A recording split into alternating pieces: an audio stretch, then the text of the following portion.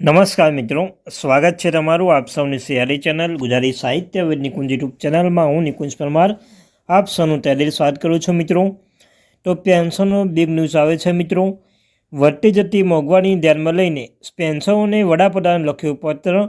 તબીબી ભથ્થું વધારવાની તીવ્ર માંગ કરી રહી છે મિત્રો. તો મોંઘવારી ભથ્થાઓને લઈને એક મહત્ત્વની અપડેટ આપવામાં આવી છે અને પેન્શનને વડાપ્રધાને લખ્યું જે પત્ર, તો પત્રમાં કઈ કઈ બાબતો શેર કરવામાં આવી છે અને કઈ કઈ બાબતો જે મોંઘવારી ભથ્થું અને પણ જે પત્રમાં લખવામાં આવે છે, તો તેના વિશે આપણે વિડીયોમાં ચર્ચા કરીશું મિત્રો. વિડીયો શરૂ કર્યા પહેલાં જે વોટ્સઅપ ચેનલ ટેલિગ્રુપ બંને બનાવે છે તમે જોઈ શકો છો.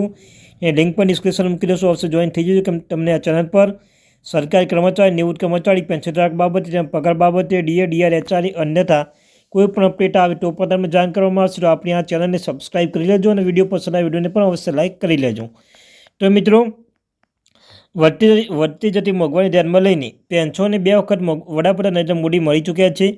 હેમા માલિની નેતૃત્વમાં બેઠક યોજાઈ હતી પરંતુ કોઈ પરિણામ આવ્યું ન હતું. EPS 95 રાષ્ટ્રીય સંઘર્ષ સમિતિ NSCએ લખાણ તૈયાર કર્યું છે. વધારીને 7,500 કરવાની મોંઘવારી ભથ્થું મંજૂર કરવાની માંગ હવે તેજ બની છે. દેશભરમાં સાંસદોને પત્ર લખવામાં આવી રહ્યા છે. છેલ્લા 10 વર્ષમાં વધેલી મોંઘવારીને જોતા કોશિયા કમિટીએ ભલામણો તાત્કાલિક લાગુ કરવા માટે અવાજ ઉઠાવવામાં આવી રહ્યો છે. EPS 95 national struggle committee NSC દ્વારા એક દસ્તાવેજ તૈયાર કરી જિલ્લા પ્રમુખને મોકલવામાં આવ્યો છે. જિલ્લા સમિતિના અધિકારીઓ તેમના નામ લખી સાંસદ સમક્ષ રજૂ કરી રહ્યા છે. પત્રમાં લખવામાં આવી રહ્યું છે કે EPS 95 national struggle committee NSC દેશભરમાં 78 લાખ પેન્શનની અગ્રણી સંગઠન છે, જે દેશના 27 રાજ્યોમાં પેન્શનના કલ્યાણ માટે સતત કાર્યક્રમ ચલાવે છે. અમે સંસદીય મત વિસ્તારમાં પેન્શન રહેવાસી છીએ. અત્રે જણાવ્યું કે જાહેર ક્ષેત્રના ઉપક્રમો, સરકારી ખાનગી સંસ્થાઓ 30 થી 35 વર્ષ સેવા આપ્યા પછી EPS 95 પેન્શનધારકોને સરકારી નિયમો અનુસાર પેન્શન ફંડમાં દર મહિને ₹10 મળશે. 470 ત્યારબાદ 541 1250 યોગદાન આપ્યા પછી પણ સરેરાશ માસિક પેન્શન માત્ર ₹1170 છે. આટલા ઓછા પેન્શન પર કોઈ વૃદ્ધ દંપતી કેવી રીતે જીવી શકે છે?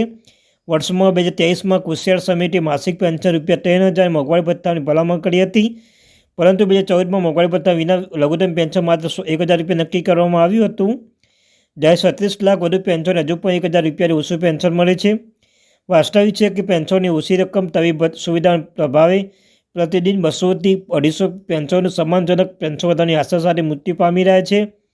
છેલ્લા 8 વર્ષે સમિતિએ નીચેના 4 મુદ્દાઓ માગણીઓ માટે તાલુકા સ્તરથી રાષ્ટ્રીય સ્તર દિલ્હી સુધી વિવિધ આંદોલન કર્યા છે. પેન્શન માગણી વિશે વાંચો મિત્રો. લઘુત્તમ પેન્શન 1,000 વધારીને 7,500 પ્લસ મોંઘવારી ભથ્થું કરવું જોઈએ. કોશિયાર સમિતિ રાજ્યસભા પિટિશન 147 ભલામણ મુજબ છેલ્લા 10 વર્ષમાં વધેલી મોંઘવારીને ધ્યાનમાં રાખીને આ વ્યાજબી માંગ કરવામાં આવી છે. EPS 95 પેન્શનને તેમના જીવનસાથીઓને મફત તબીબી સુવિધા મળશે.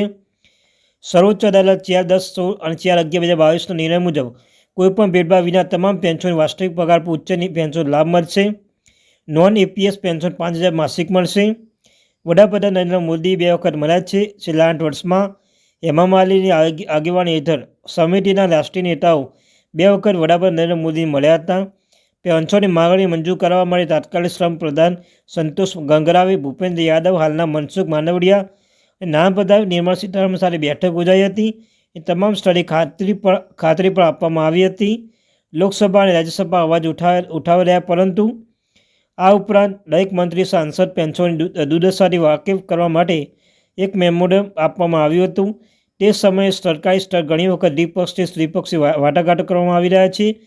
આટલા પ્રયત્નો છતાં કોઈ પણ સંસ્થા પરિણામ મળ્યું નથી, જેના કારણે દેશભરમાં પેન્શનધારકો નિરાશા છે અને પેન્શનના તાત્કાલિક કલ્યાણ માટે કેન્દ્ર સરકાર ધ્યાન દોરવા માટે 10 અને 11 ડિસેમ્બર દિલ્હીના રામલીલા મેદાનમાં વિશાળ વિરોધ પ્રદર્શન આમંત્રણ ઉપવાસનું આયોજન કરવામાં આવશે. અને મિત્રો, સંસદના ચાલુ ક્ષેત્રમાં માનવતા ધોરણે પેન્શનના અવાજ બુલંદ કરવા માટે વડાપ્રધાન શ્રમ મંત્રી મળીને નક્કર કાર્યવાહી કરવા વિનંતી છે, જેથી પેન્શનધારકોને કોઈ પણ આંદોલન કરવાની ફરજ ન પડે. એમ બધા તમારા જીવન પર આભારી રહીશું. તો મિત્રો, આ ત્યાંથી મહત્વપૂર્ણ update. Thank you very much.